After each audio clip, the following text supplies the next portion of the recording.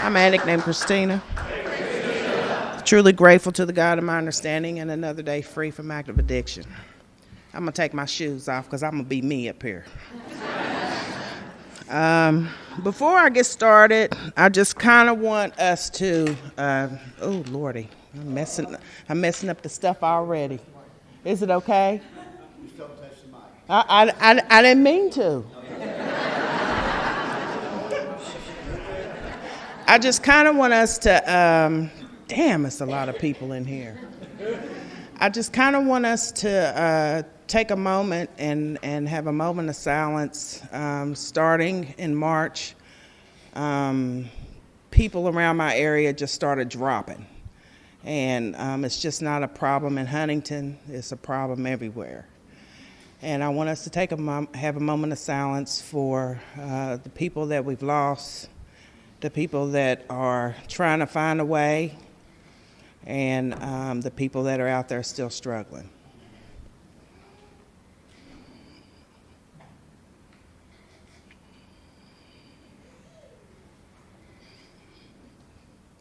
Thank you. All right, let's get down to the nitty-gritty.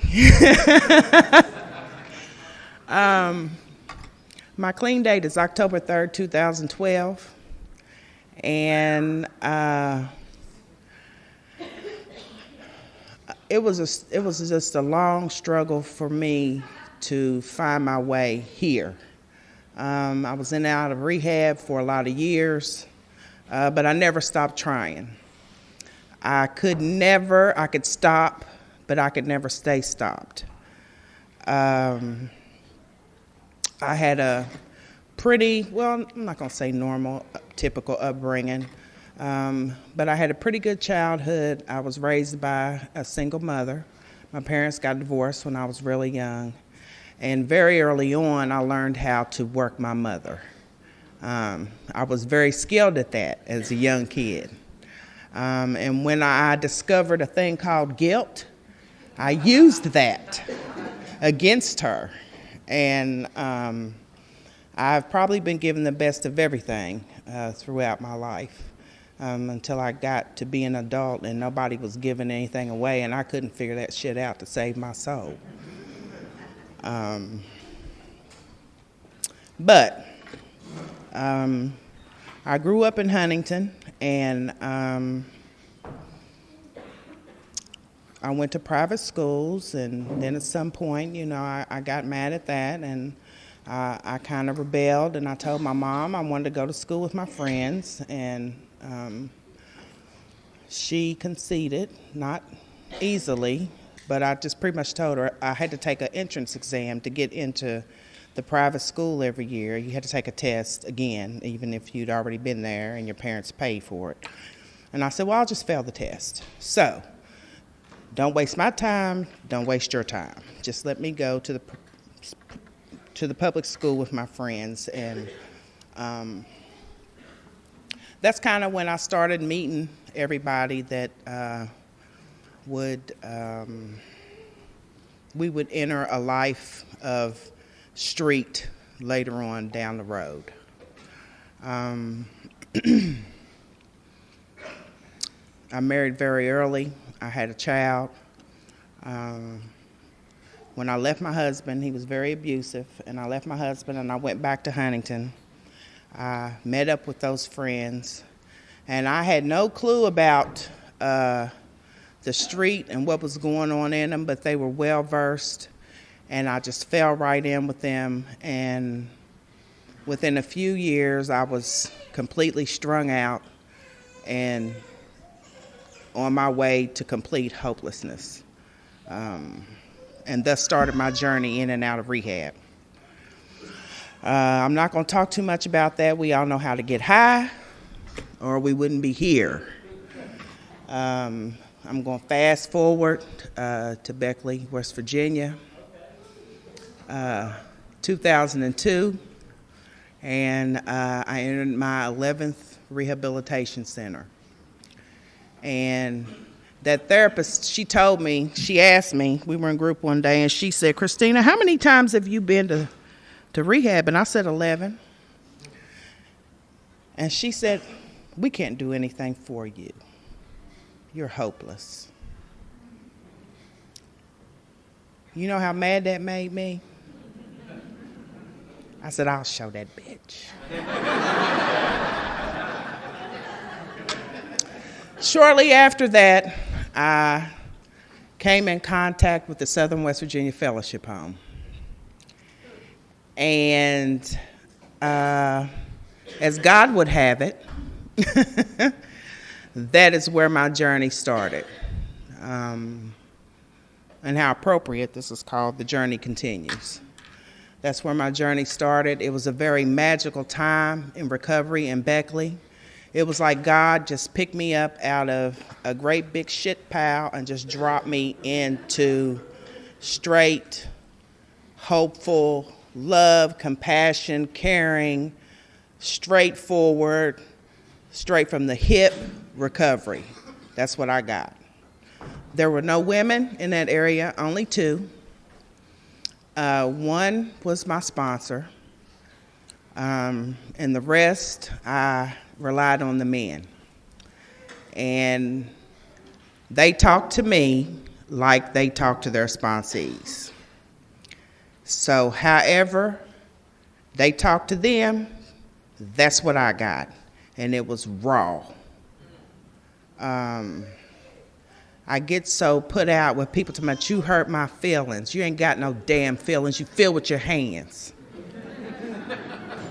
You'll listen to what's going on out there in the street, but you won't listen to this person that's trying to save your life and show you a different way. And I took it, and I did what they said to do. I wasn't too sure about staying clean, but as I look back over my experience and what I had done, there was one thing that I had never done before. One thing. I had never worked the steps. And I also got a book and I started to read it. Not like a novel either. I studied it and reread it.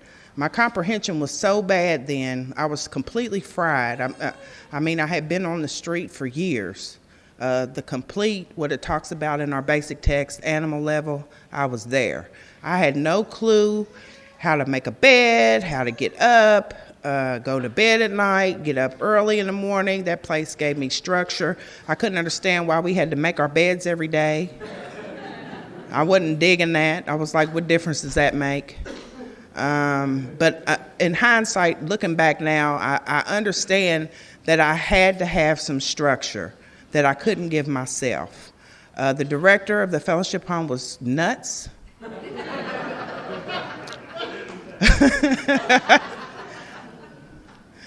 But he loved us. He loved us. He really did. He was nuts, though. There are some people in this room right now that I started that journey with years ago. They are very close to me. Any and everything that I've come across in Beckley, I carry in my heart every day. I'm like a composite of all these different people. People that have given me things that I still remember to this day. And I went through a lot of sponsors in the beginning. When the first sponsor that I had, months separated us in clean time, but that's all I had. So that's what I had to use. Months separated us in clean time, and at some point I caught her in the steps, and she wasn't willing to pick up the pace. So I had to do what I had to do for my recovery. I went and found me somebody else. Folks need to stop getting so sentimental and teary when sponsees leave you. Sometimes they outgrow you. It's about life or death. I got to go. If you're not giving me what I need, I got to go. Please don't take it personal. If I'm not giving my sponsee what they need, I expect them to go. Go to where you can get it. This is serious. So that started my journey of having sponsors outside of my area. very early. I was only 6, 7 months clean. And for those people that say that long distance sponsorship does not work, that's a crock of hoo-hoo. If you want it, you will do what you need to do to get it. And that's what I did. I don't believe since then I've ever been able just to go to a meeting and sit and look at my sponsor every week because my sponsor lives somewhere else. So I began to work the steps. Step 1 opened me up to a lot. And in that first step, the fourth step talks about further separating fantasy from reality. Well, I got a real healthy reality check in the first step because I kept seeing these patterns that just kept repeating themselves over and over and over. And I said, well, I'm kind of on my way on this same particular pattern. I might not want to do that this time. I'm going to try that out and see how that works. Normally, it was go to rehab, get a man, get a job, get an apartment, get my kids high. Go to rehab, get a man, get a job, get an apartment, get the kids high. So this guy was trying to get me to go to New Jersey with him, and everything in my head was saying, I'm going to New Jersey with this man. Because I'm in love.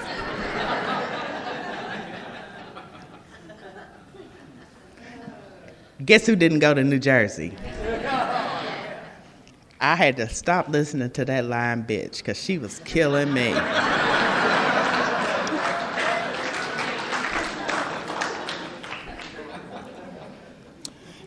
So I stayed, and one of the most valuable things my first sponsor ever told me, I don't know if there are kids in here that can really understand what I'm getting ready to say.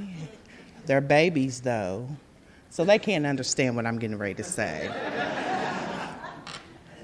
And she wrote it in my basic text. Just very simple. Keep the dick out of you.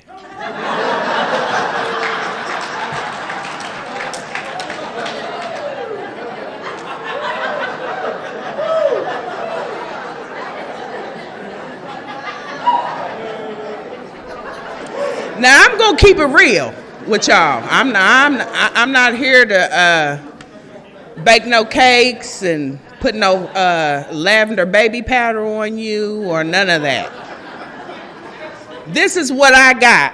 This is how I'm able to stand here tonight. This is what I got. This is my experience. Y'all asked me to come here and share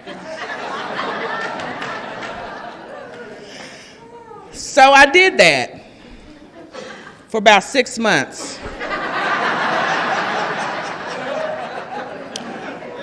But during those 6 months, I found out some very interesting things about myself. I didn't have anything or anybody else to focus on. I left my daughter alone. I can't understand, for the love of God, why women come here and get clean, and in 2 weeks they're ready to get their kids because they feel all this guilt, sorrow, remorse, and all that foolishness. Leave them babies where they are and get yourself well. I left my daughter alone where she was being cared for and stable until I could get myself stable. I had to learn how to take care of myself in the right way before I could take care of anybody else. And I didn't know how to do that. I had completely lost touch with taking care of my health. Well, still, because I like to eat all the wrong stuff. But taking care of my health, taking care of my teeth, my eyes, I had lost touch with how to do any of that. And I needed to learn how to take care of me, spiritually first and foremost. No coping mechanisms other than getting very angry, rageful, and using dope. Obviously, I can't raise no kid with that. Just couldn't. So I left her where she was, and I worked. I worked hard. I worked them steps, wrote on them steps, and lived the principles the best I could like a mad woman. I chased it like I chased my get high. I ate, slept, and drank Narcotics Anonymous. Some would say I was a Nazi. I didn't care. I'd been called worse. And I went at it like that for about 2 or 3 years. I stayed away from my hometown. I wasn't interested in going back to Huntington. I was probably more than a year clean, maybe about 18 months clean before I ever went home. When I would go home, I would come into town, I would go to my aunt's house, I would get in my aunt's car, drive directly to my mother's house, see my mother, get back in the car, go back to my aunt's house, and then leave. I might stay the night. Wasn't no need in visiting nobody, wasn't no need of seeing nobody. They was doing the same things that they were doing when I left. I didn't have that to do, and I still don't. I wanted to live. Then in comes another gentleman from Virginia, Tree's brother. A lot of people can't stand him.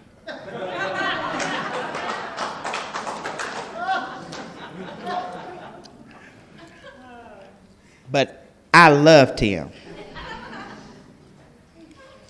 And even though I had a female sponsor at that time, he walked with me through every last step. I would go over, we'd be on the phone for hours. I would go over whatever step I was on, I would go over it with him. And it was just valuable. I can't even tell you how valuable that relationship was to me. Then, during this time, I went back to school. I got a degree. My daughter came back to live with me, and, life started to happen. I have made some mistakes, big ones, poor decisions. I've been in relationships with men that use drugs. I even upped and moved to Alabama with one of them.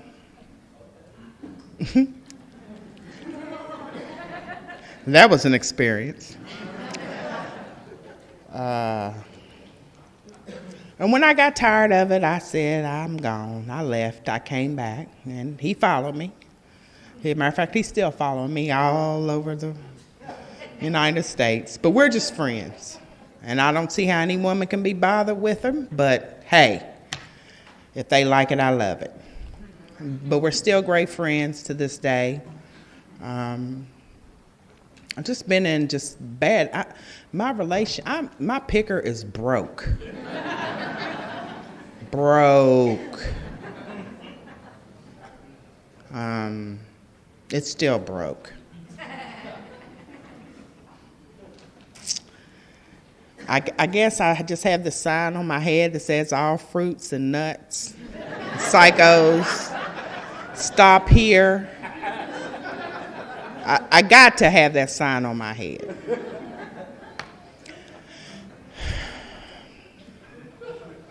A little over a year ago, I got married again to a man on the run.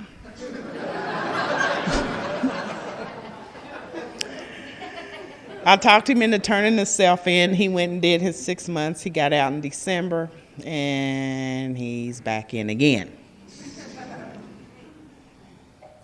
because he thought that law that felons can't carry pistols, that didn't apply to him. He might be one of us, but that's not my call to make. But through everything that I've done, every bad decision that I've made some good ones too. But through every bad decision that I've made, I haven't found it necessary to use. I've been homeless in recovery. I've been broke. I've been broke down. I have been at my wit's end. I've been on my knees, on my face, crying in my bedroom. I have known great sorrow. I have felt pain in ways that I can't even explain since I've been clean, for many different reasons. And I haven't found it necessary to use. For one thing, it don't work. It stopped working before I got clean. I remember that. No matter how high I got, I still was in pain. So what's the purpose of breaking my body down further, tired, broke? As I said before, I like to eat. I'm pretty partial to the bed I sleep in and that nice warm shower that I get to take when I get ready. I like being, a productive member of society. I like doing that. I like the life I live today.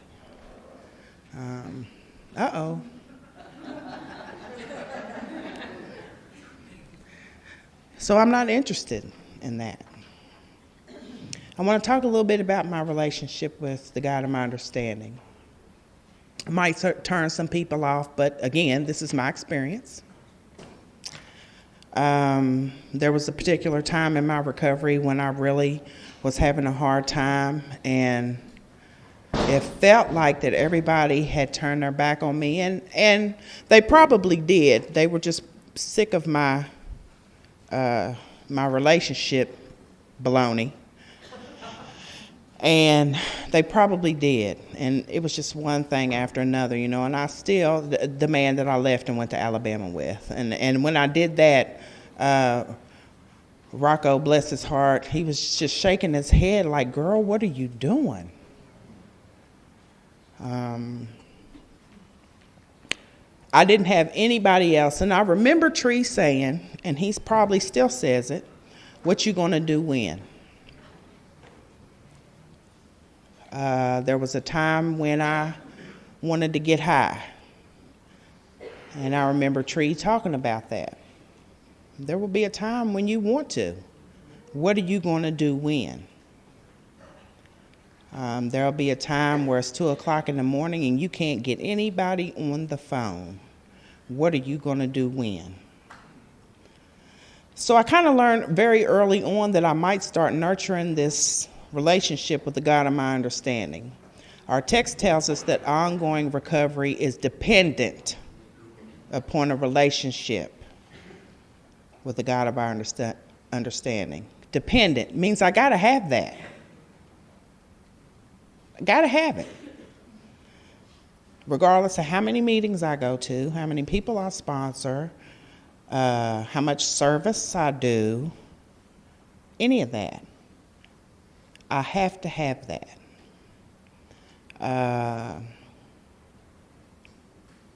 And that's when I've really gained trust and faith in the God of my understanding. I mean, my life was going down the toilet fast, and I wasn't even using drugs.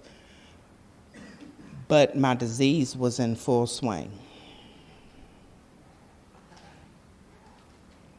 I didn't find it necessary to use. I kept moving forward no matter what, and things got better. Different first, but then they got better. Here is where I found the God of my understanding. In the second step, I really worked at it. I come from a family that is very religious, and they go to church. And I have watched many addicts in Huntington go to church and die. My culture believes the church can fix it all. I believe God can fix it all. That's what I believe. But some people go to church and they completely miss those principles and completely miss how to apply them. And they still empty. They still lost. I'm so grateful for the Fellowship of Narcotics Anonymous in helping me find that relationship. Because without it, I'd be dead, surely. My family still asks me, you still go to them meetings? But what do y'all do? Is it like a cult? They brainwashing you. Trust me, my brain needed washed. Believe that, it needed washed bad. I have interesting conversations with men of the cloth because I don't go to church. I do go sometimes, but I just refuse to believe. Another sponsor taught me that God is not that small. He's just not. And some of the things that I grew up believing, I just have my own understanding now. And it works for me. I just grew up believing in things that were just so contradictory as far as a God was supposed to be. And the God that I have is loving and caring, and he understands me, and he knows my heart, and he makes a way out of no way, constantly on time. Not my time. Have a hard time waiting for things. That hallway gets real drafty sometimes. But I've learned with experience and time how to stand in that hallway and thank him anyway. Makes everything possible, and I certainly couldn't be here without him. God is definitely the cornerstone of my recovery. I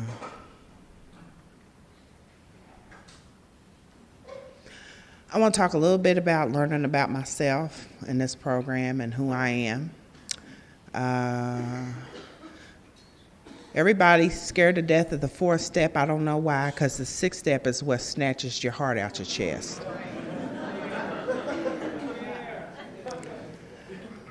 I didn't know if I was going to live or die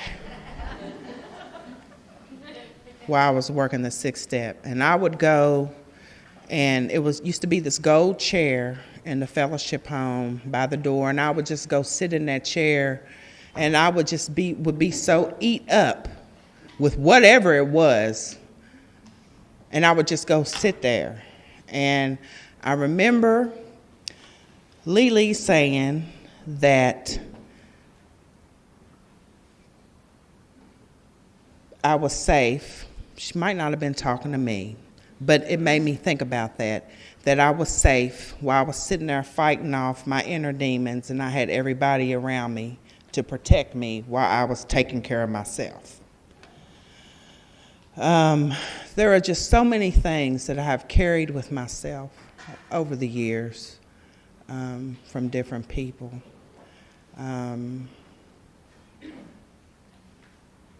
When I met Rocco and started talking to Rocco, it never occurred to me to ask him to sponsor me. We would just talk. And it was like the most easiest talk that I had ever had in my life with anybody. I mean, he just had a way of just, you could just talk to him, and the next thing you know, you'd just be spilling your innermost stuff. And one day I was talking to him, and Rocco, would you sponsor me? And he said, well, I'd be honored. And that relationship I will never forget. And it has been a hard journey after that, after he left us, to connect with anybody else. Very hard for me. And I kind of just moved away from NA for a while. I was still clean, still praying, still going to work, had sponsees, but I isolated myself a lot. Stopped going to meetings. If I did go, it was hit or miss. Just tore up, pretty much.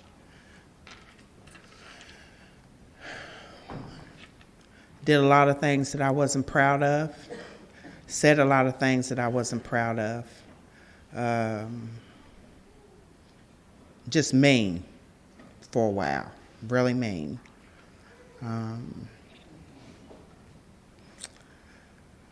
But at some point I started to heal, and I decided it might be a good idea if I got myself a home group again. I went back to my old one, and I started going back to meetings, and I started sharing with people a little bit, other than my one little angel, wherever she is in here. My sponsee, she kept me afloat for a long time. She had no clue. She saved my life more than once. Sponsees will save your life. And I value my sponsee relationships. I have told her things on more than one occasion, things that I needed to hear and needed to be doing.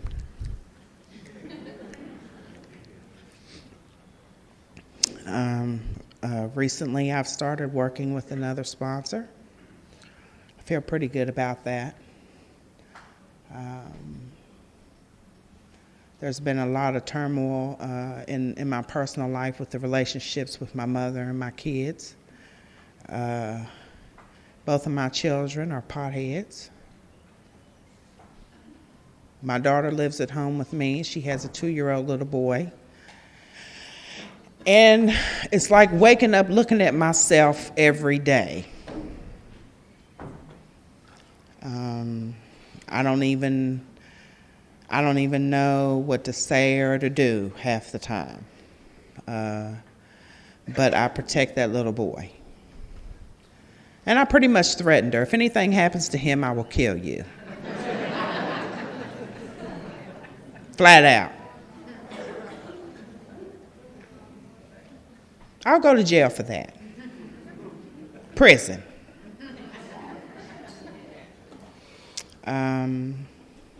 I have a career that I love.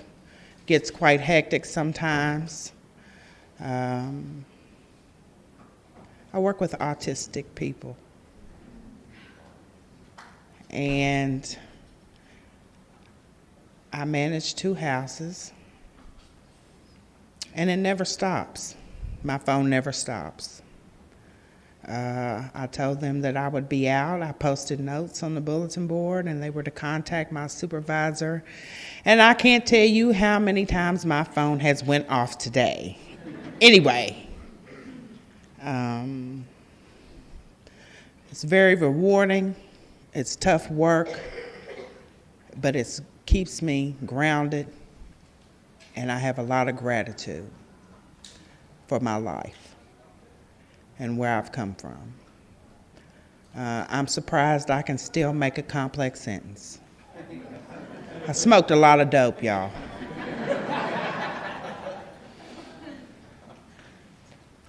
And when I got back here, when I came back, when I got clean, I could not read one sentence and remember it. But yet, I managed to get a bachelor's degree and a master's degree.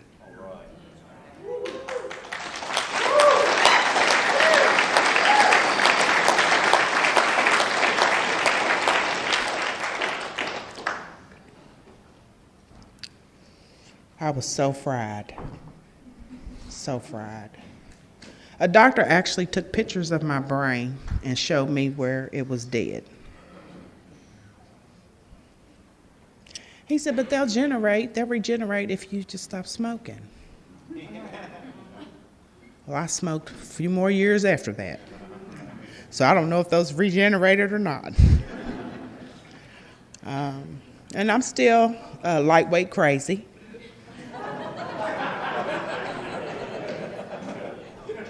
I'm still a little sick every now and then.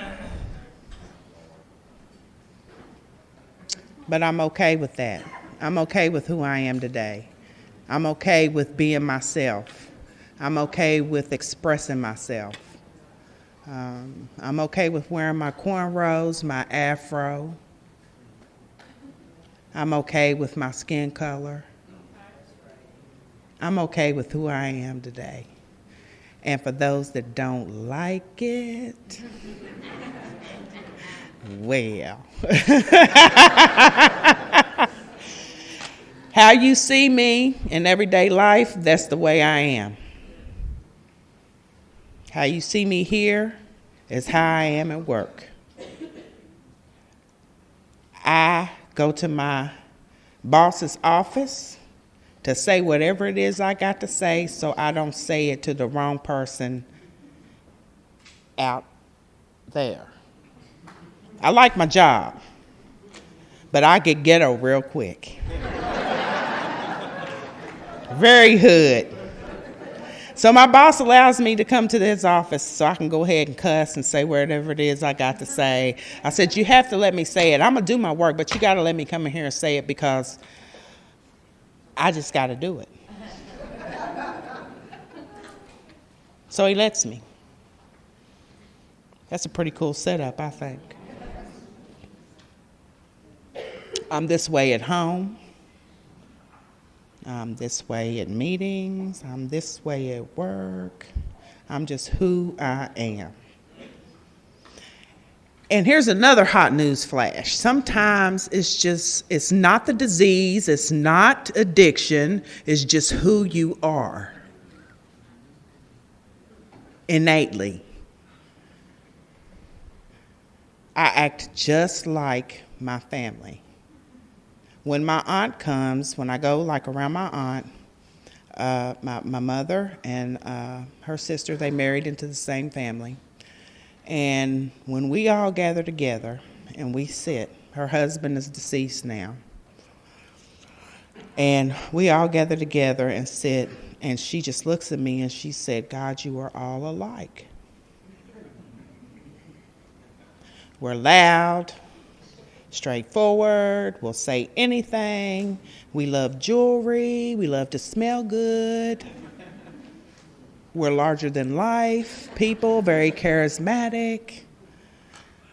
That's who I am. And I'm okay with it today. And I just hope that everybody gets okay with themselves and accepts themselves for who they are. This has been a beautiful journey. The journey still continues. I don't plan on leaving no time soon.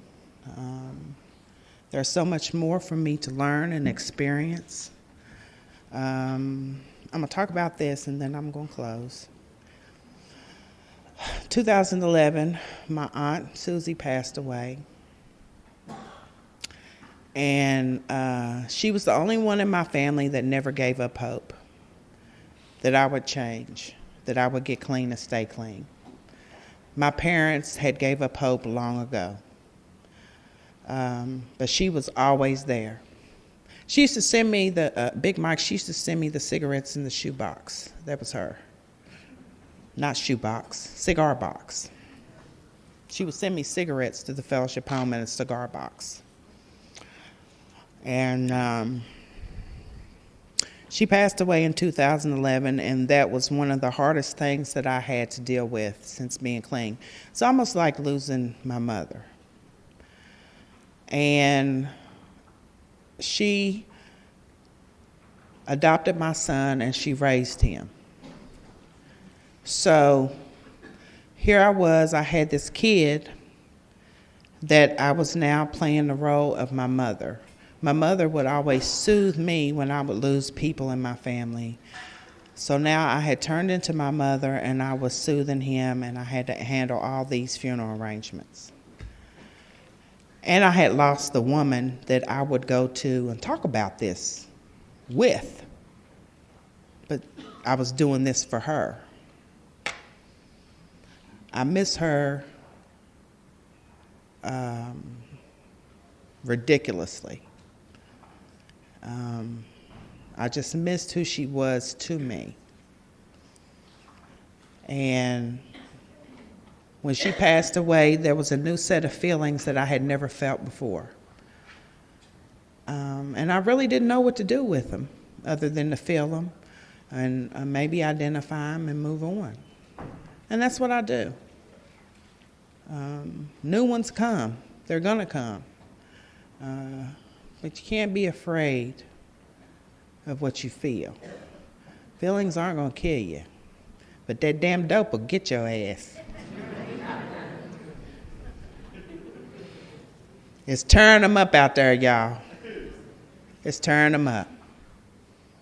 I have never in my life, when that one substance back in the 80s and 90s was really prevalent, I have never seen anything like what's going on now. And it's on every corner. Every corner. I saw this poor cat at the store the other day, like this.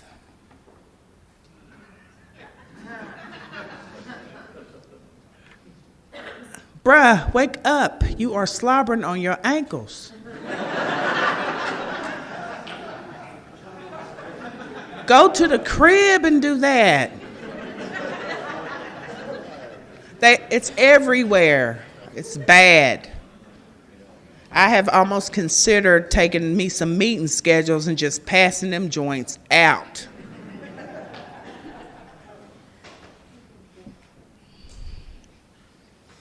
I buried a very close childhood friend in August. That was a new feeling.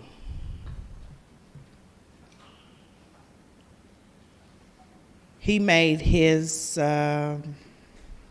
first attempt at rehab at the fellowship home years ago, and he died from an overdose in August.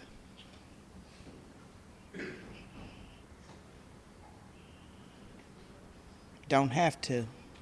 We don't have to die. We can come here and we can live. But everybody want to keep smoking weed and drinking. You don't know how much I just talk to people that are so close to me that are still out there, and well, that's not my problem. But it is, because you can't get past it if you keep doing that. Why is abstinence so hard for us?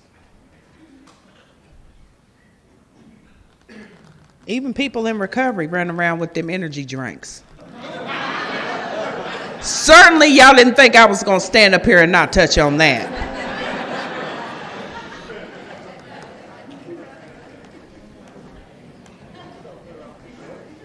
What you need it for? Zzz. I like the way it tastes. Bullshit.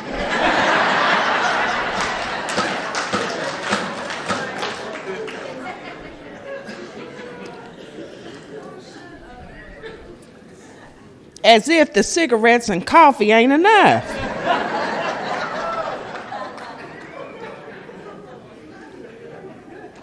If you a sponsor of mine and you drinking energy drinks, I'm going to need that paper.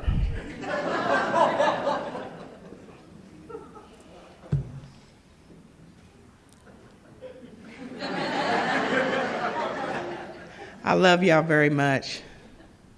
Thank you so much for coming out and listening. And I hope you heard what you needed to hear. I did. I'm just really, really grateful. Grateful to be clean and grateful to be a part of such a magnificent fellowship. Thank you.